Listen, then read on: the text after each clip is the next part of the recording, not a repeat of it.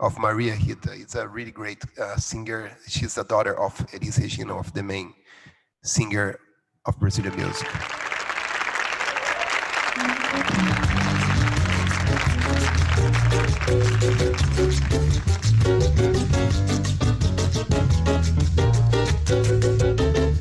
Seu garçom, faça o favor de me trazer depressa uma boa média que não seja requentado, pão bem quente com manteiga, berço, guardanapo, copo d'água bem gelada, fecha a porta da direita com muito cuidado, que não estou disposto a ficar exposto ao sol, só perguntar ao seu freguês do lado qual foi o resultado do futebol. Se você ficar limpando a mesa, não me levanto nem pago a despesa. Vá pedir ao seu patrão uma caneta, tinteiro, envelope, cartão. So here's a rhythm pattern for a accompaniment over the guitar that you can do. Yeah. Let me try to play this here for you guys. So it's gonna be.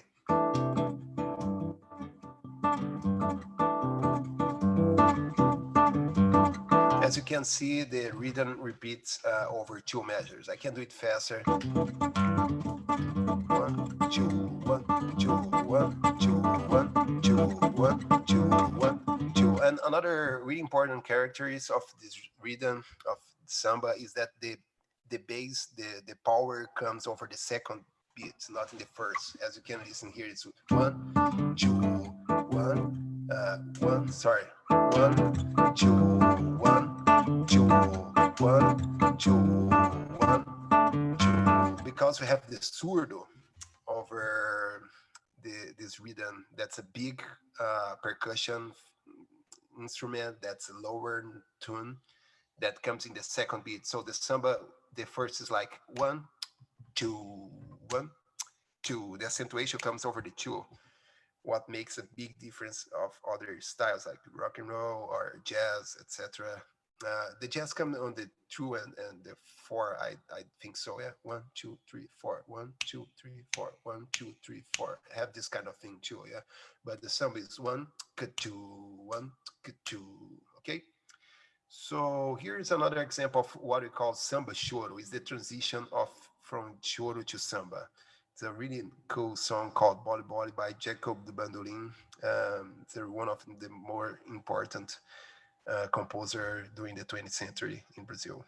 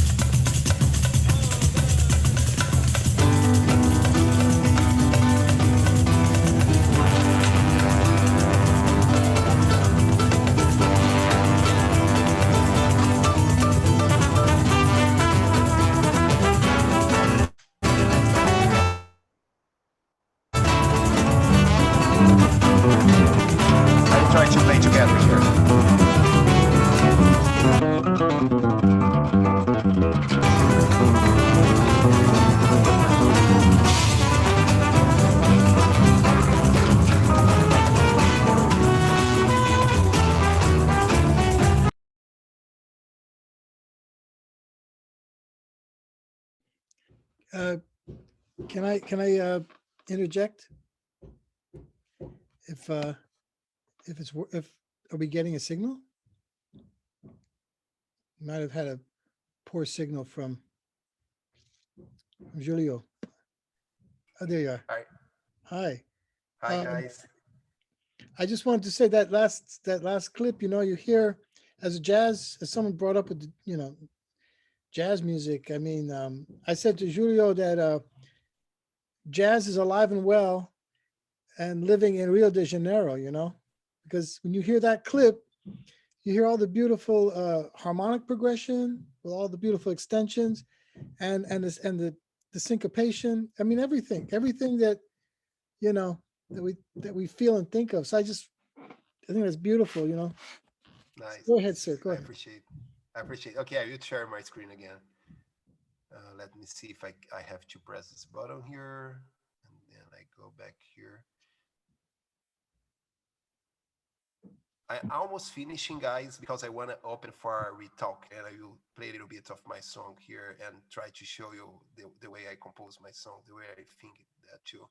When I played with the song together, could you listen me? Yeah. The guitar with the song. I think that's why the internet dropped, because it's so much. I don't know. Okay.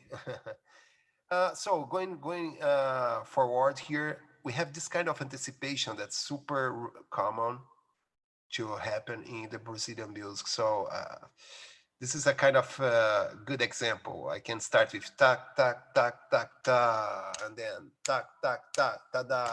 I anticipated the last notes every time. So the third example here, as you can see, we have tak tak ta da da, and then tak da da da da, and then finally ta da da da da da. Sorry, ta da da da da da da.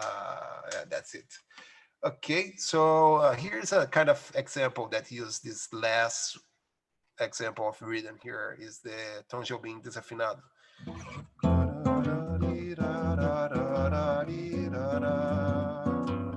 So we have exactly this kind of totally anticipated rhythm that goes through the counter metric part of each beat, okay? As we could see in the beginning of the lecture, the counter metric rhythm, okay? So now we have here the samba and it variations. After the first kind of samba we listened to, we have the samba partido alto, we have samba de enredo, we have samba canção, and samba de coco. So I try to show like some few seconds of each style. So here, first of the always the partido alto is really traditional. Que 10 noites me faz jejuar. Levou, doutor, as minhas cuecas para bruxo rezar. Doutor, meu café na calça pra mim. The main character of Partido Alto is this clav here. Then we have the samba de enredo, is the carnival parades. It's just a fast samba, like. It's this here. Fala cansada, mãos calejadas. Ouça menino beija-flor.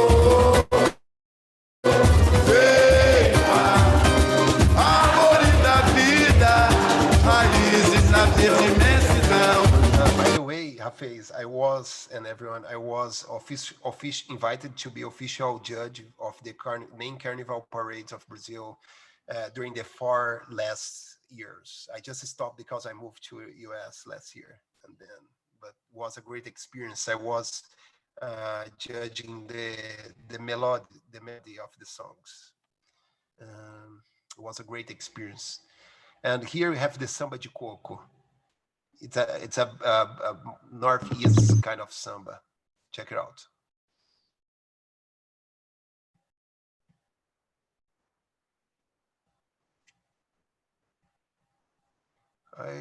It's not going on. I don't know what's happened.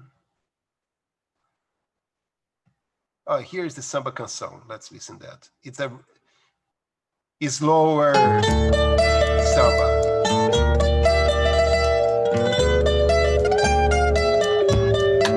Naquela mesa ele sentava sempre e me dizia sempre o que é viver melhor.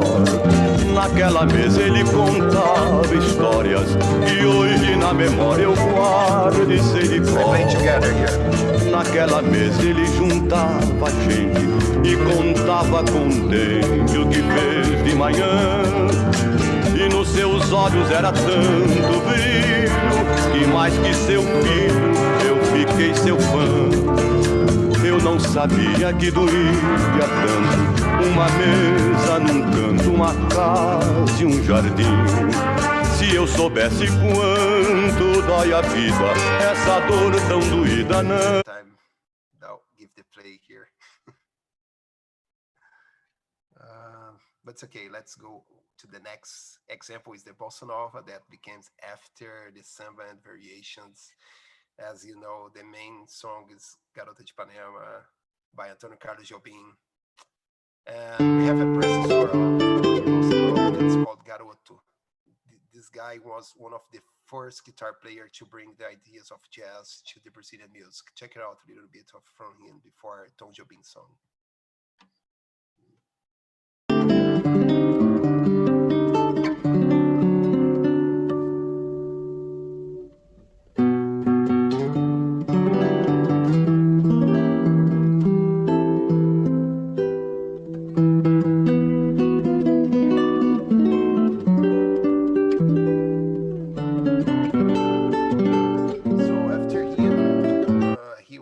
Just died in 1945, comes Tom Jobim with the success of Garota de Ipanema.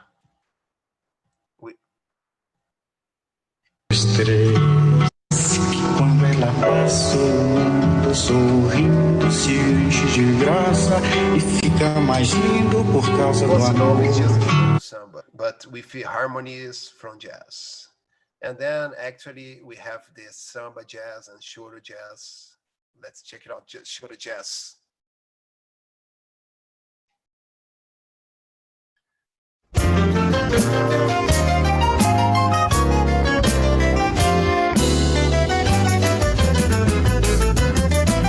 guy is called Hermeto Pascoal, the composer. This guy.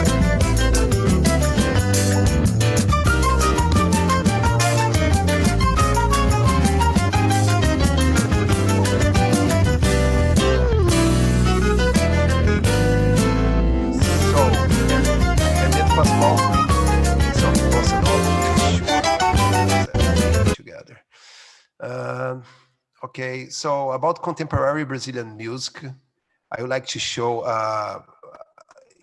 an example of my called Brazil in Trio. We try to do something different, mixing every kind of different rhythm patterns from the south to the north, and with classical music, jazz, and traditional Brazilian music, everything together. So it's a kind of contemporary Brazilian music. Check it out.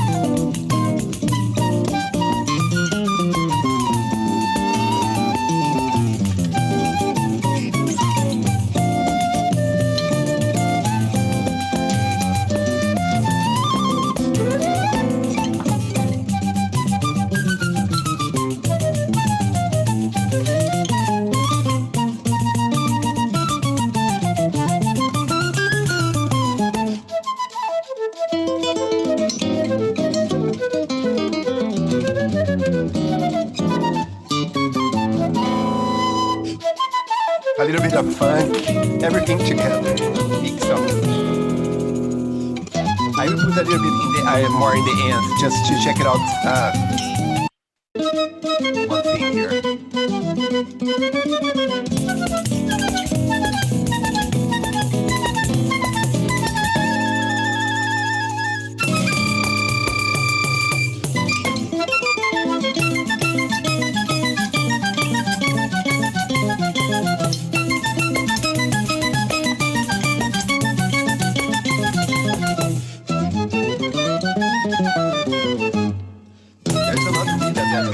Here on the song that's called Maracatu. Let me see if I can find it here. Oh, this is the Maracatu. Check it out, the pandeiro. This instrument is called pandeiro. Now, this is the Maracatu.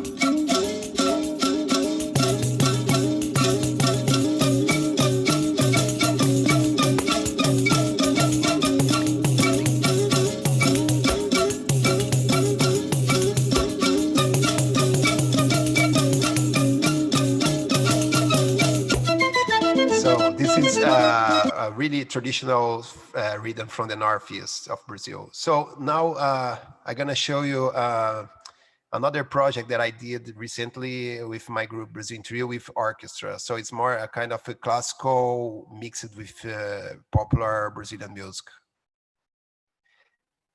This is a mix of northeast style of guitar, and you're gonna see.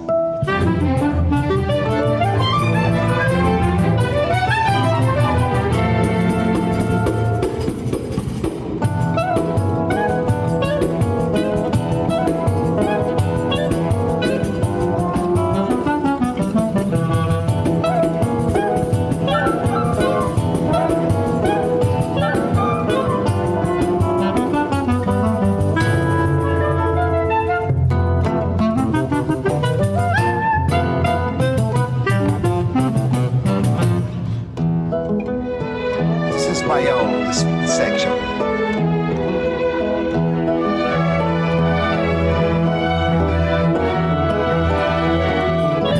One, two, three, one, two, three, one, two, one, two, three, one, two, three, one, two, one, two, three, one, two, three, one, two.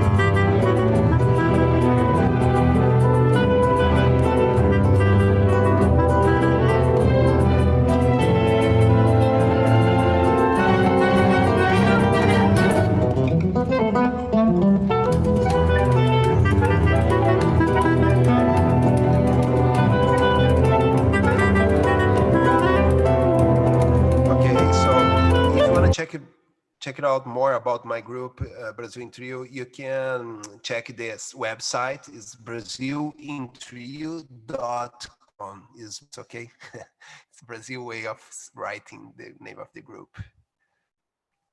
About the rhythms that I talked before, I would like to suggest you the book of Nelson Faria. Is the Brazilian Guitar Book. That's the name. You can find it easily in the Google. It's a really good book, not just about guitar rhythm patterns, but also as an example for every different kind of Brazilian music transcribed with the pattern transcribed.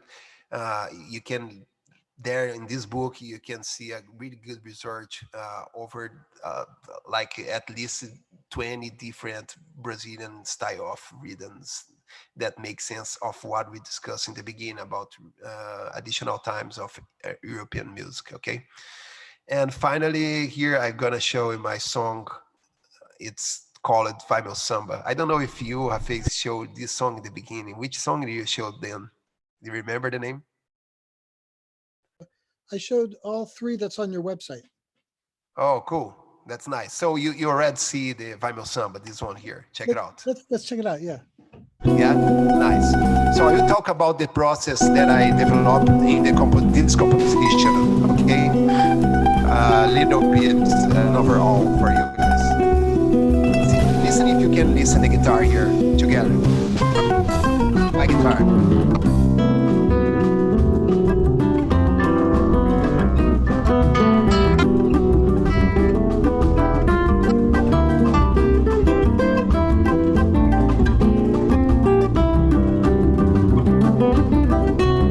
How you do the accompaniment?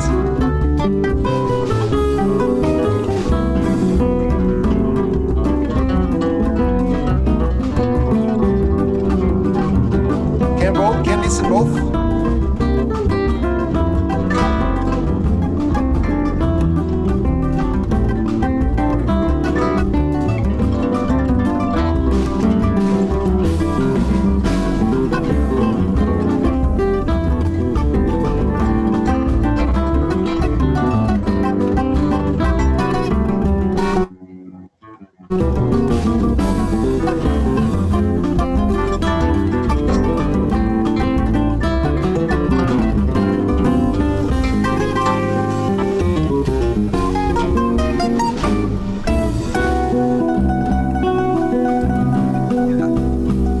it's the improvisation style of writing. It's a composite solo. Check it out. We're gonna discuss about the solo.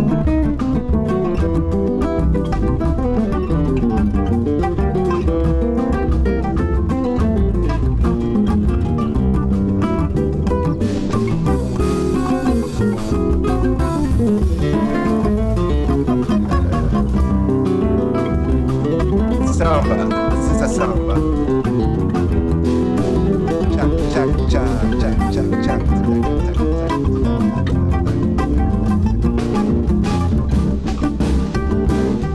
Alternate chords.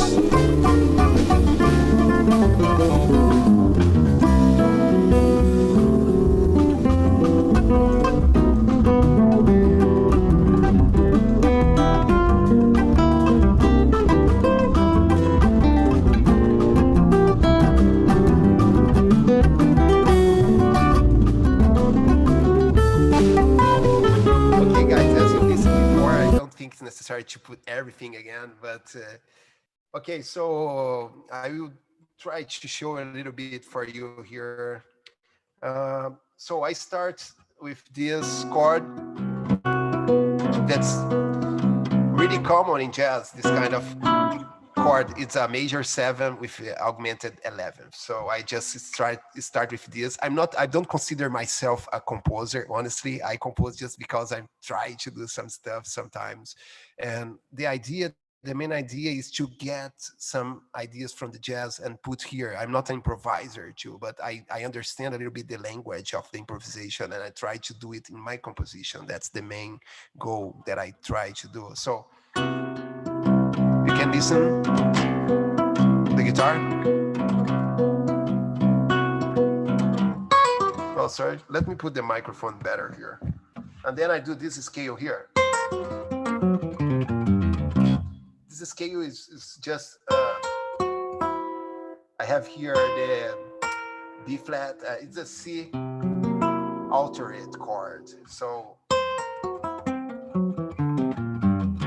I have the augmented 4th here in the whole scale, going to the lower string that I have it's tuned in C. By the way, the 7th-string acoustic guitar is the same as well with the 6th acoustic guitar, but with this additional lower string that I tune in C. But I know that a lot of guitar players used to tune in B because it's the regular 4ths going down. But we don't know exactly why, but in the traditional guitar of Brazilian music in choro, we tune in C. Maybe it's just because of this kind of chords, open chords, like a C major. We have a lot of traditional choro that's in C major, or the chords become easier sometimes to do when you have this tuned in C instead B.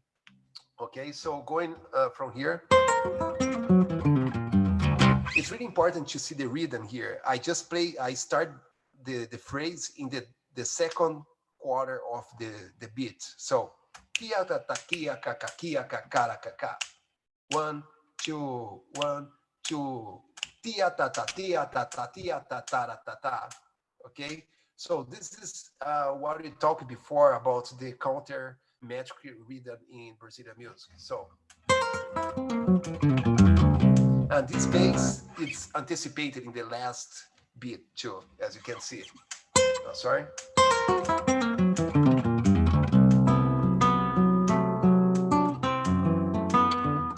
Here I have another alternate chord.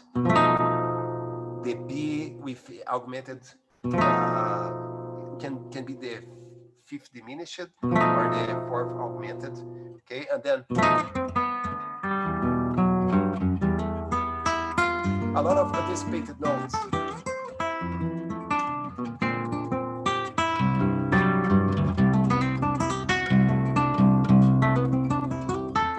Again, a lot of altered chords come all the time. So I have this 2-5, but instead of doing the 2-5, I do. Okay, and then E minor.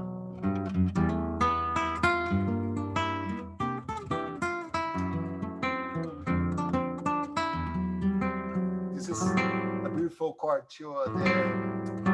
I have this interval between here that sounds good.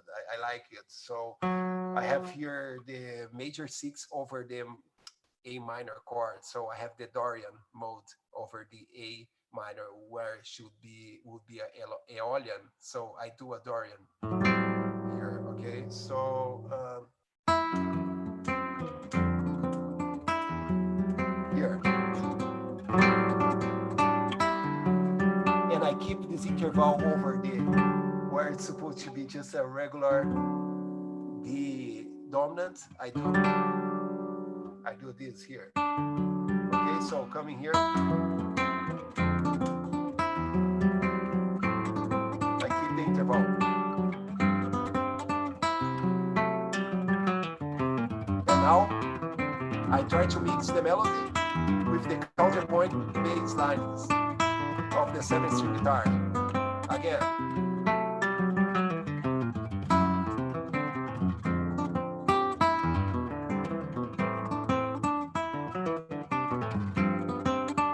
And then this chord is the A flat major 7. That's super common to happen in jazz, to this kind of extended harmony that doesn't resolve exactly in the first degree, in the first grade of the harmonic field of C major. So I come here, and then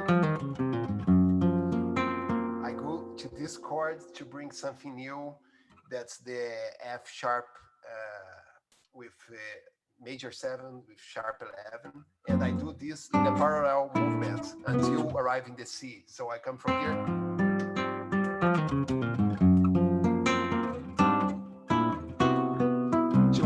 to just arrive here as this as a target.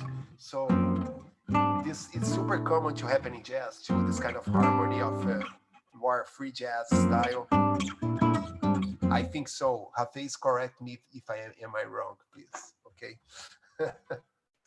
So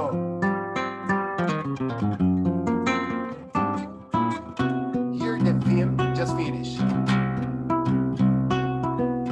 and then the solo, the composite solo comes out.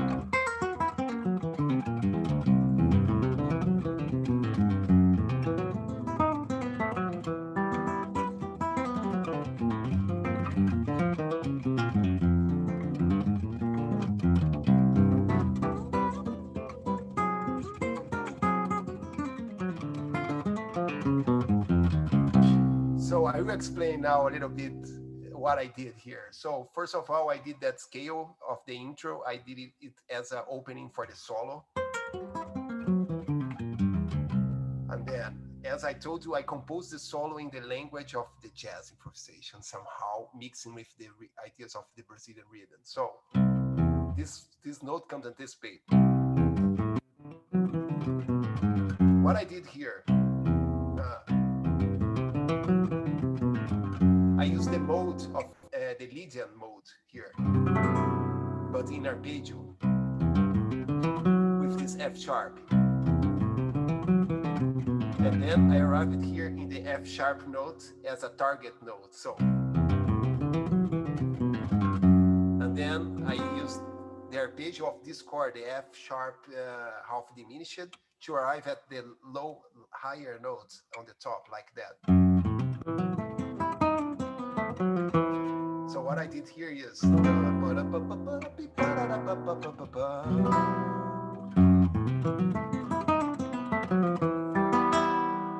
you listen the harmony. So I did the 2-5 of E minor. I explored the chords inversion, the quartal here. So E minor, that sounds like a C, could be a C with 9 Fs, but okay. Anticipated, chromatism. Here I have the 2-5 of 4. So what I did here is, let me go from here. I use the altered scale here because I fought over this chord as altered chord. Could be this or also this. Okay. sharp fifth on the sharp fourth here, or diminished fifth.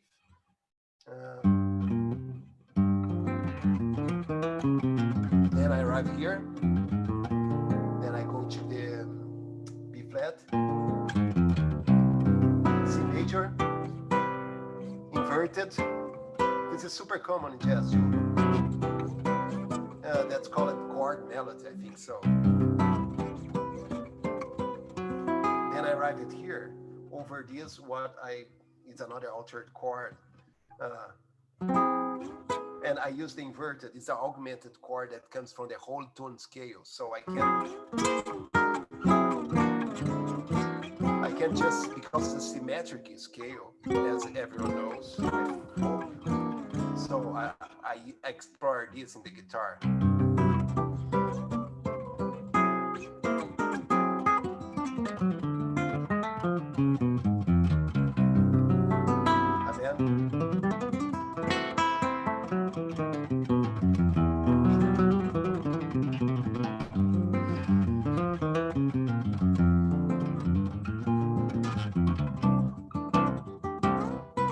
Again. And I come from the theme again.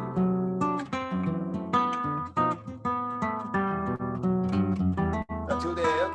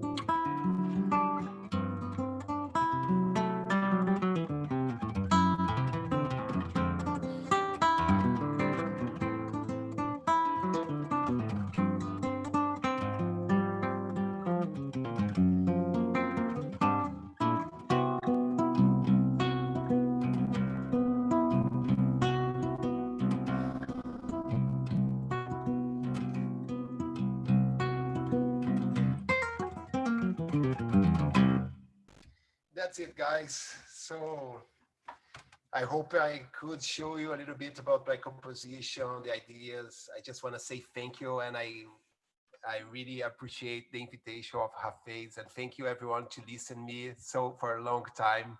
I hope I wasn't so boring for you guys.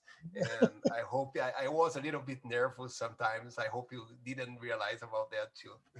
No. It's hard for me as a Brazilian to speak in Portuguese and to speak in English for you guys, but it's always new learning for me. I love to be doing this kind of thing because I'm always trying to improve myself, and that's a good challenge for me. Thank you, Hafez, and thank you, everyone. I would like to open we have a few minutes, like 18 minutes, for any kind of question that you have about everything that we talked here. This is the best part. Now you guys can ask everything. Thank you, Julio. And, I'm going to turn it over to the class. I have some questions, of course, but I'll save them for the end. So we'll open it up now. Sure. I have a quick question. Okay. It's actually more about the fact that you have a twin brother. That's and the fact that you guys look exactly the same and have the same name. What's that like? Well, that's just there's just a tricky video. Yeah, man, I don't have a twin brother. I wish I had. Okay. You really believe on that? Is that true? I did. I believed it. No, man, You got me really good. That's a trick, man. It's an overlap video in the same row. I wish I could have a twin brother, man. I would give just my problems for him, and I will be just with good parts of being a human being here. I was going to say that's how Julio was able to come to the United States, because he sent his brother so he could stay home with his family. That's true. Also in that video, you played better than your brother. He was That's true. Like that, I wish I could play as my brother, man. But yeah, man, this is a trick I did using the Final Cut Pro. It's a really good software. I just use the same angle, the same position of the camera, and overlap that. Yeah, actually, Julio, that technology is more important than your whole lecture. No, I'm kidding. I want to know more about your material, and so. But does anyone have any specific questions about the presentation? There's so much. I mean, honestly, I got to say, Julio, that all the years I've been trying to squeeze, when I've been invited like you to give a lecture and to squeeze history with the proportion within your own music, I've never been able to do it like this. How you were able to manage and still have room for some talking afterwards, that's pretty amazing, man. Oh, thanks so much, Hafez. I appreciate you telling me that, man. I just try to do my best, man. Honestly, I have a lot of other things to tell that I wish we could have more time. And for sure, if you, we can do one more. Mm-hmm. And set it up. But in the meantime, I wanted to ask you if, no pressure, and think about this. Sometimes I'm okay with this, sometimes I'm not. But you prepared this PowerPoint. How comfortable would you be if you shared the PowerPoint and we embedded it in our island, so it wouldn't be shared outside of island? Stay with San Francisco State. But your PowerPoint would be very helpful. Oh, for sure. I can send you Hafez, and you can do everything you want with that, man. No worries. It's for you guys. It's totally fine. As more as you guys know about the culture of Brazilian music, for us, it's gonna be better. I would love to be playing more time. I played in San Francisco University with John Calloway, with some students in what's the name of the theater you have there? I forgot the name now. Kenneth Hall, yeah? The Kenneth Hall. So we played a concert there. We played just Brazilian songs. Some of them was mine, and was a big pleasure for me. I have some classical music written for trio, like cello and flute, transversal flute and guitar, solo guitar. We played with John Calloway and Alexander, the cellist. Was super fun to play with them. Alexander, yeah, you know them? You know him? You mean from the Alexander String Quartet? You mean Alexander, the cellist faculty in the College of Arts? Yeah. Yes. Mm-hmm. Great. So it's gonna be available for you guys, for sure. And some of my music, some of my songs are available on my website, juliolemos.net, just for free download there. And you can find also some of my research. In one of them, I have an article in English that's available there too. Okay. So any question, I'm totally open. Don't be shy, guys. You can ask everything you want. Hello, could you guys hear me? Is that better? Yes. First, I just wanted to say, Julio, a fantastic guitar playing. I really admire the way that you move all the way through the fretboard, and you're able to hold chords with your hand, but you're still able to move in between notes. How do you progress to doing that? Because I have an 8-string here, but I'm not as fluent in chord structure as you are. But also, how do you move within the chord? Yeah.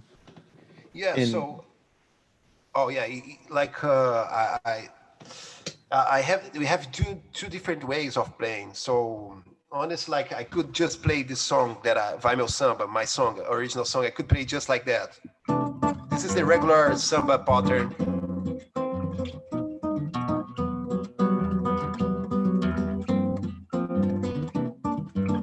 Or I could play in the 7-string style. That could be like.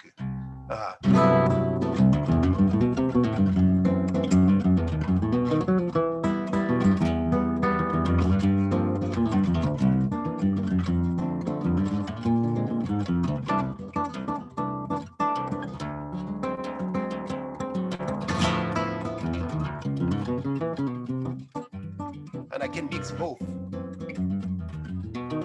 The patterns and the counterpoints line.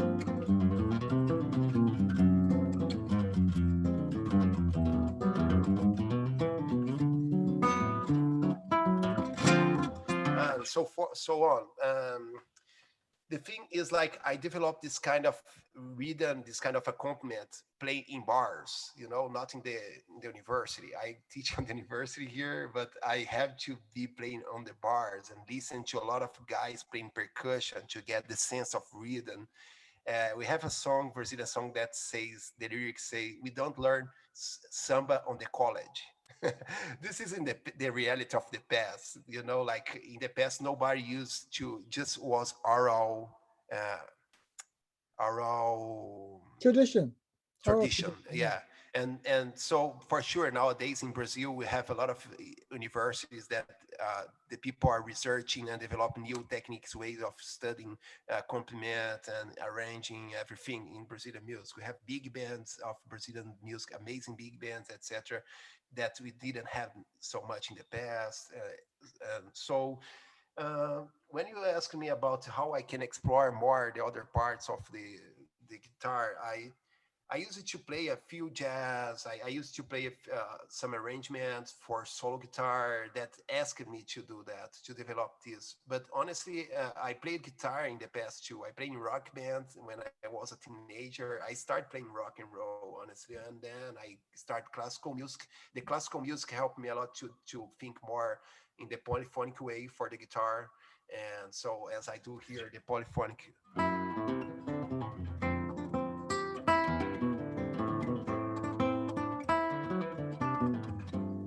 This is from the classical guitar for sure. I mix the both ways of playing just the accompaniment.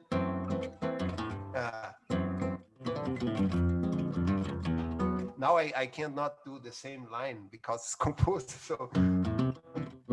So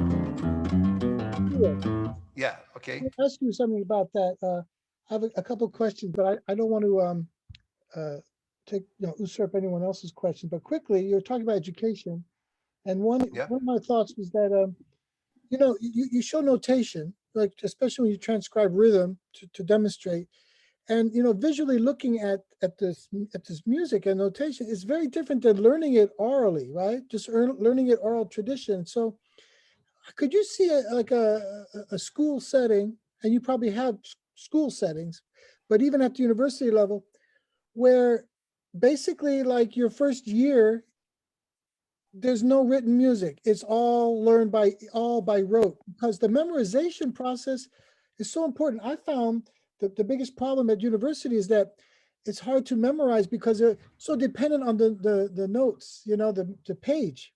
And I wonder what you in this class would imagine a symphony orchestra, going to see a symphony orchestra, everyone in that orchestra without a music stand, right? Imagine a Mahler symphony, right? With an orchestra, no music stands. I mean, if you can have this in shorter ensembles and no music stand, why not with symphony orchestra? What's up with that music stand? Yeah, this is from the this is the main tradition difference between the European tradition from the roots of African music. So that example that we talked before. So the system of education in Africa, if you see some researches of Sinha Aron, you're gonna see everyone in Africa, they just learn music by ear during years, like the Indians, for example. Also here in Brazil is the same thing, like as the blues, for example, too. We have this oral tradition. We have the both sides of the coin, yeah, Hafez. I mean, like the European classical music, there are some good, beautiful harmonies, beautiful counterpoints that they just can't do this kind of organization because they have the paper to write that. So otherwise, it would be so complicated to do this kind of complex polyphonic harmony or choral or orchestra arrangements without anyone like as a conductor. So, but Signaro in his research, he just he found some really interesting polyphonic chorals in Africa, and he transcribed everything. But for sure, it's not the same way as the culture of European music. But I think everything has a good side of the coin. You know what I mean? It's beautiful. No, it's a beautiful I see like a syncretization of the best of that Europe and then of Africa and oral traditions have. I feel it in your music. It's very bright and light and positive. It's like healing, you know. Oh, thanks, man. But I gotta say, when you say Portugal, and we know that the Portuguese, were focused on Brazil, right? But within Portuguese culture, I just want to mention, and this is some other research, but what I hear for the first time this morning with your presentation is that I hear, I mean, what I relate to, I'm not saying anything, historically here, because this is out of my element, but I definitely hear elements of Arabic traditional music, specifically in rhythmic cycles that, as you said, they I'm looking here at my notes. I have to there's that anticipation, and then there's that breath at the end of the cycle. A rhythmic cycle has that breath. I know it's in your PowerPoint, and I thought, wow, going back even to the Ottoman or the Turkish Ottoman presence. Okay. And in Europe, you have additive rhythm, and this was the first time I really got to see additive rhythm, 2s and 3s in cycles. I can relate this to Turkish, of course, Indian music, but Turkish and Arabic music has these cycles that give this breath at the end of the cycle, like with usul. And this is part of their sacred, tradition, like of the Mevlevi. In other words, I could relate all of this so-called near Middle Eastern music in also in this rhythm, in the Brazilian traditional rhythm. So when you say Europe, I'm thinking, wow, but in Europe, there's also, Arab and Turkish and Indian. There's so much rich influence. But those chords, man, those jazz chords, that's, Also, I don't know if you would have those jazz chords the way you have them without the African-American adaptation of Western European harmony and inside of jazz, which is primarily Black American music. So these confluences are amazing, man, because I've never heard them through the lens of Brazilian traditional music. And I'm gonna look this up more. Oh, one more thing. The pandero and the rick. This is a serious instrument to look at. The pandero, which we might just say this looks like a tambourine, and the rick in Arabic music, which also, and this can go back to the kanjira and in India. This instrument, right? This frame drum with the zills, and the way it's being played. Yeah. There's a connection there. I think also going farther east than Western Europe. Yeah, I can. If you wanna, I can invite after my friend that's the pandero player of this group, but he doesn't speak English. That's the problem. I want to say finally, because I have my moment here. It's tumbling out. First of all, a big congrats on your English, man. I mean, since you've been, I guess the year you were here, but remember, everybody, try to give a presentation in like your second language, not in your primary. It's amazing. Also, Charlie Parker, we were talking, everyone, earlier. So Julio was talking about coming here and trying to understand also, modern jazz and bebop. And of course, we hear a lot of this commonality, with the syncopation of swing, but and bebop anticipating. But here's my question. It has to do with urbanization, because I'm very interested, and Amir Cortez was here, interested in when music comes into the cities in the 20th century, right? Due to industrialization. And world music comes into the cities, and then you have the radio and so forth. And you have these geniuses around 1940, in the 40s and 50s. I mean, I think there's a parallel there. You can listen to Charlie Parker, or at least bebop or modern jazz, in the 50s. And I wonder if you can find, a relation, something relative between that and the way Brazilian, music. Yeah. This what you just talked about, it makes a total sense, because it was exactly in the 40s that we have the first influence from North American music, the jazz music in Brazil. As I showed, there's a name that you must search for that's called Garoto. Oh. This is the main guy that becomes before the Bossa Nova. Garoto, Garoto. He went to US to do a tour with a singer that's called Carmen Miranda. And he stayed 8 months in United States and come back. Just this time that he stayed in United States, and he get in touch with the main guitar jazz players there, because he was amazing Brazilian guitar player, and he took a lot of ideas and he developed what we call bossa nova. He did something that was much more complex than bossa nova. But Antônio Carlos Jobim became more famous with João Gilberto, Stan Getz, because they went to Carnegie Hall. You have this kind of stuff that happened during the 60s. So Julio, I want to ask you if you'd be willing to come back later in the semester, maybe in December. I can tell we have some students here with their instruments out. Maybe we could create some kind of a workshop. Maybe you can assign for us, some music, that we can practice. Nice. Just look at practice, and then you can listen a little bit and help us through some of your music, and then we can connect us together. Yeah, this is a great idea for sure.